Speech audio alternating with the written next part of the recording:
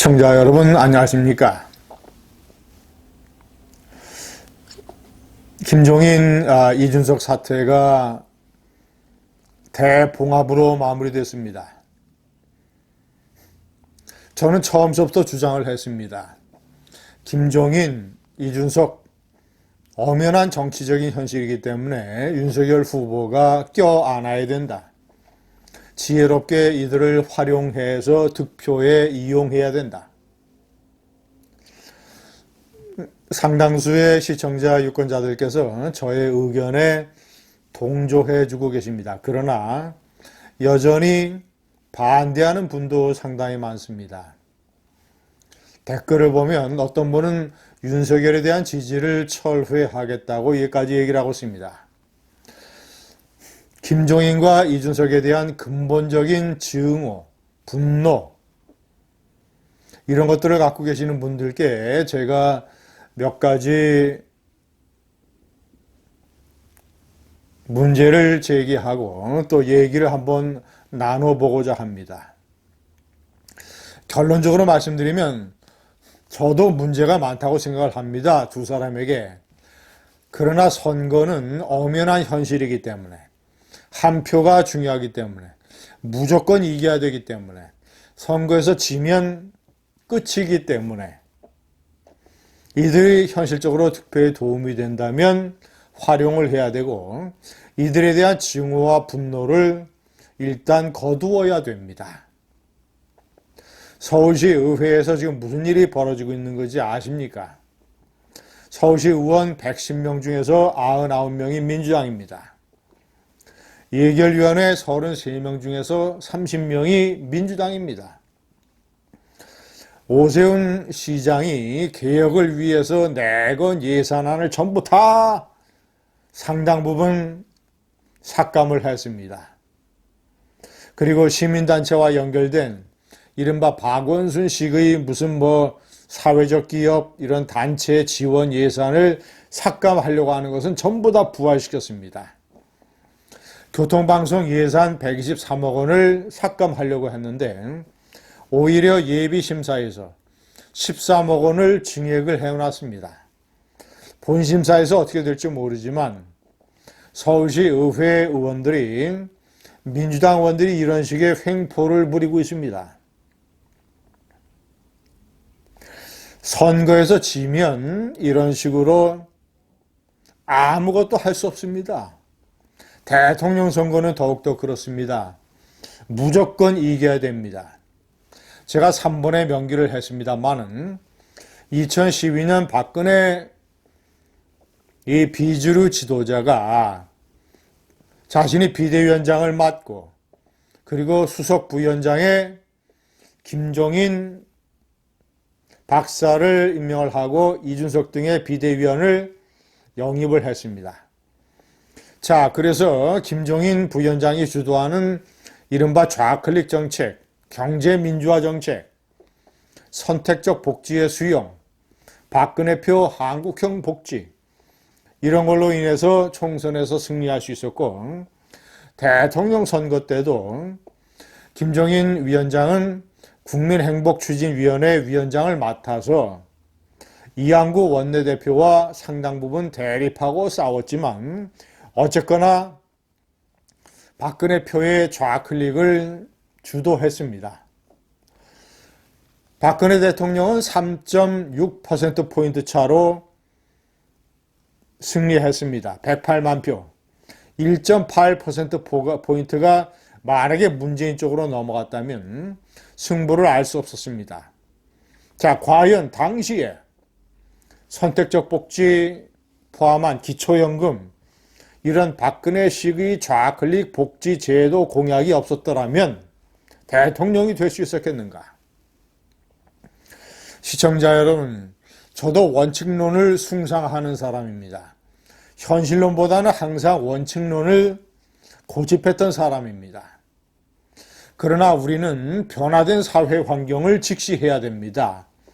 이미 이 나라가 많이 망가져 있습니다.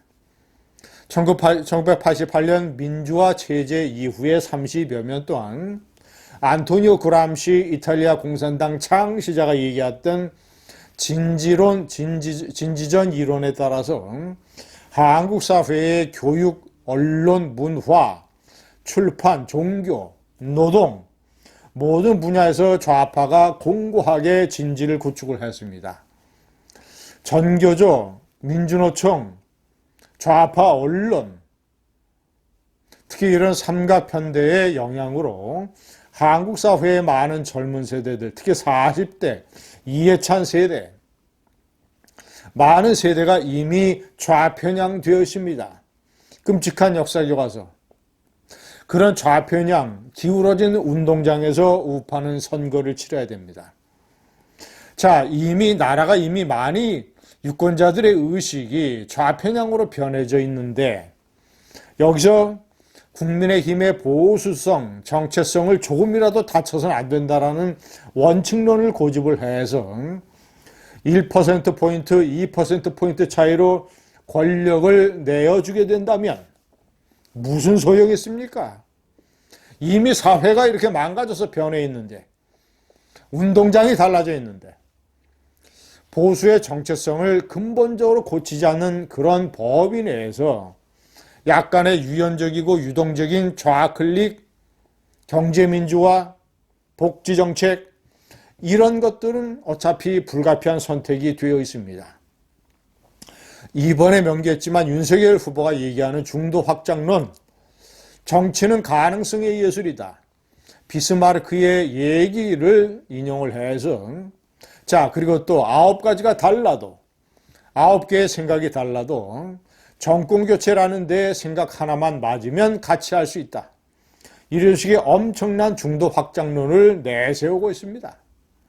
지금 현재 대통령 후보를 정하지 못했다는 유권자층이 15 내지 20%가 됩니다.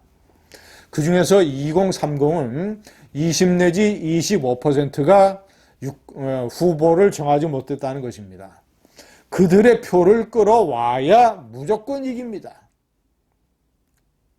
자, 김종인의 좌클릭 태풍이 아마도 시작될지 모릅니다.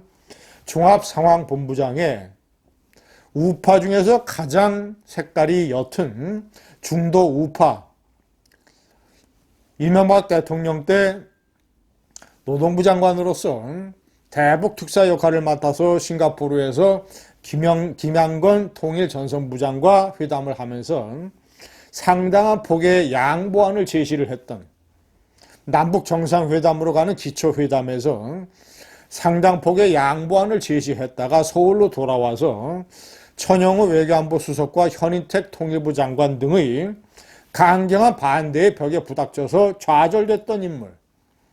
자, 그리고 나서 5개월 후에 2010년 3월 달에 북한이 일종의 보복으로 천안함 폭침 사건을 저지르게 됩니다. 자, 임태희를 종합상황본부장으로 앉히려는 김종인의 포석,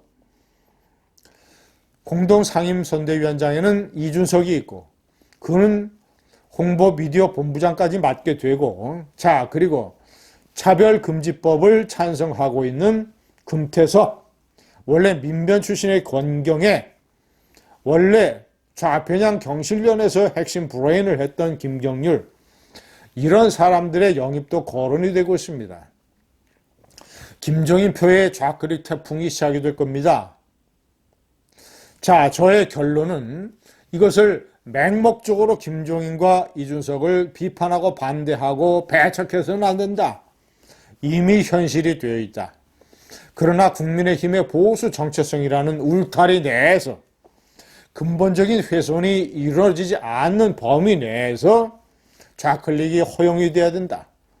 많은 우파의 지지자 유권자들이 윤석열을 그런 식으로 감시하고 김종인, 이준석을 감시하고 적절한 선에서 합리적인 균형을 찾아야 제2의 박근혜 집권 같은 좌클릭을 이용한 집권을 할 수 있습니다.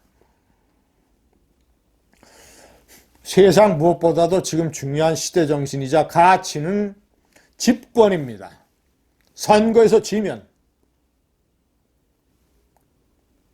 모든 것이 모든 것이 헛된 꿈으로 날아가 버립니다. 서울시 의회 사태가 증명하고 있습니다. 감사합니다.